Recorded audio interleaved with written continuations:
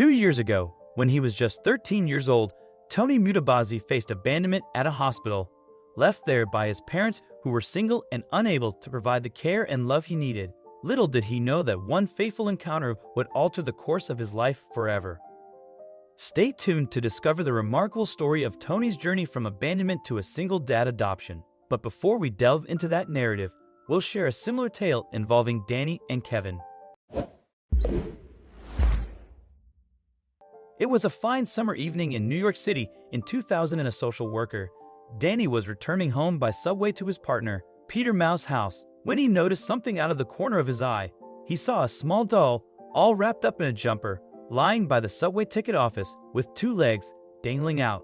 Danny thought it was just one of those new realistic dolls, and so he started to get up the stairs to wait for his train. However, something told him to turn around. Danny glanced back one last time and saw something he couldn't believe. The tiny doll started to move and wriggle around.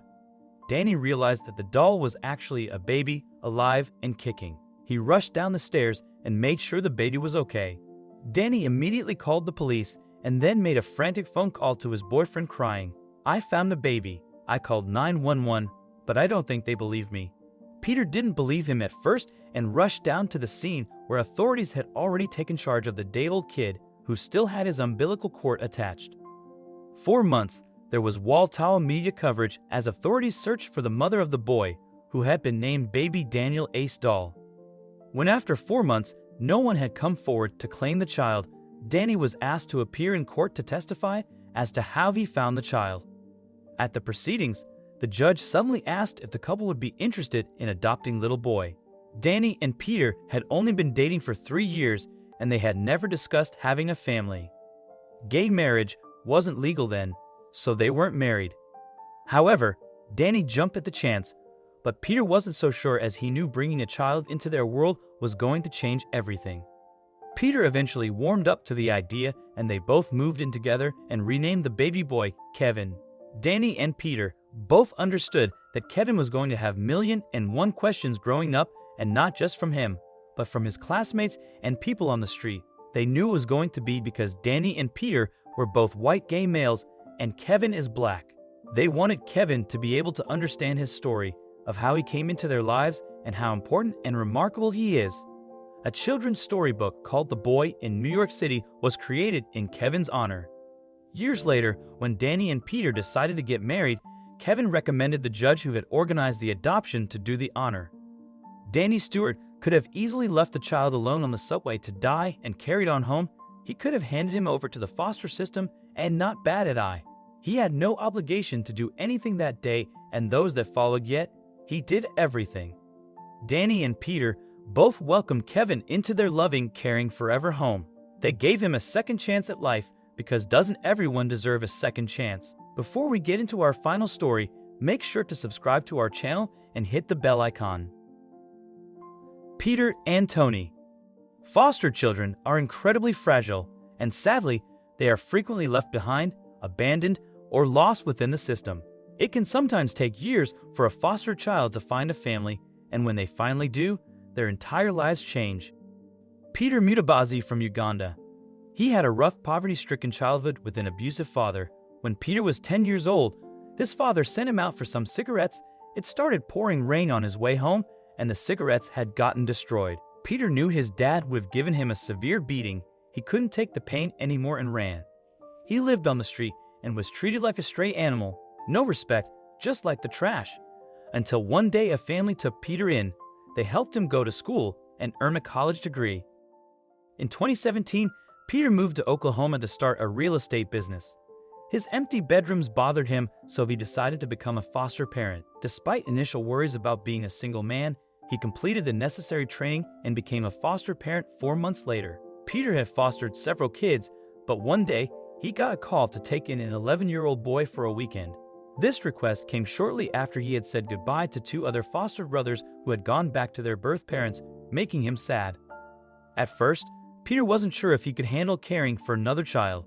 After some convincing by the social worker, he agreed to take in the boy, but was worried about getting attached and then losing him. The social worker arrived at Peter's home with the boy at 3 o'clock a.m., having driven 2 hours from another county in Oklahoma. Foster families were scarce, so kids often had to move far from their hometowns, leaving behind everything they knew. All the kids were really hard to find homes for, and the social worker didn't know what to do. Then came the day when 11-year-old Tommy walked into Peter's house. The first thing Tommy said was, "Can I call you Dad?" Peter chuckled and said, "You can call me Mr. Peter." They had a great weekend together, having lots of fun. 2 days later, the people from the foster care agency came to pick up Tony, as they had agreed. That's when Peter learned about Tony's story. The agency told Peter that Tony's mom had left him when he was only 2 years old. Then, when he was 4, he was placed with a family who were important in their church. They even adopted him. But when Tommy turned 11, that family left him at the hospital and never came back. Peter couldn't believe it and wondered who could do something like that. He was shocked that a family would adopt a child and then abandon them years later, as if they didn't matter at all. Since the family gave up their rights as parents, Tony had nowhere else to go and was going back into the foster care system. Peter couldn't bear to see Tommy leave. He had the means and wanted to help, just like a family in Uganda had helped him before. So Peter took Tony in, and they've been together ever since. Peter believes that he and Tony were meant to meet. On November 12, 2019, they became father and son legally, and 2 weeks later, Peter also became a U.S. citizen with his new son by his side. They both looked very happy, with big smiles on their faces and excitement in their hearts. Peter made a big difference in a young kid's life. Tony is 13 years old now, and he loves reading books, playing sports, video games, and riding his bicycle. He's a fun and outgoing kid, even though he's only 13. Peter jokes that he's 13 going on 30. These two friends show us that we can make a positive impact in someone's life, and it's a wonderful process. They share a special bond that will only get stronger over time. Peter now works for a nonprofit organization called World Vision, which helps children in vulnerable areas. In the past few years, Peter has taken care of 12 children, including Tony. In May 2020, during the pandemic, the Mutabazi family received a call from social services about a 7-year-old boy who needed a home. Despite the risks of not knowing who the boy had been in contact with during quarantine, Peter knew he had to help. When the boy arrived, he had to start school right away the next day.